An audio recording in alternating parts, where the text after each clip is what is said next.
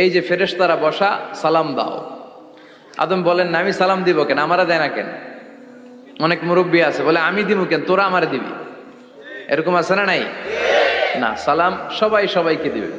স্বামী স্ত্রীকে দিবেন, স্ত্রী স্বামীকে দিবেন, বড়রা ছোটদের দিবেন, ছোটরা বড়দের দিবেন, এক ভাই আরেক ভাইকে দিবেন, বোন ভাইকে দিবেন। তাহলে ফ্যামিলির মধ্যে শান্তি দিয়ে ফ্যামিলিটাকে সমৃদ্ধ করে দিবে কে? কারণ সালাম অর্থই শান্তি।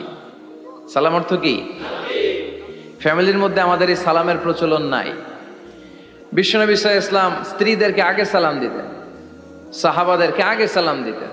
মা আয়েশা বলেন, এত বছর বিশ্বনবী সংসার করলাম, একদিনও আগে সালাম দিতে পারি নাই। সবসময় বিশ্বনবী আমাকে আগে সালাম দিয়ে দিতেন। তো সাইয়েদনা আদমকে সৃষ্টি করার পরে আল্লাহ বললেন, আদম সাল্লিম আলা উলাইকা নাফর, বুখারীর বর্ণনা, ফেরেশতাদের এই দলটাকে তুমি সালাম দাও। সাইয়েদনা আদম আলাইহিস সালাম অহংকার করেন না।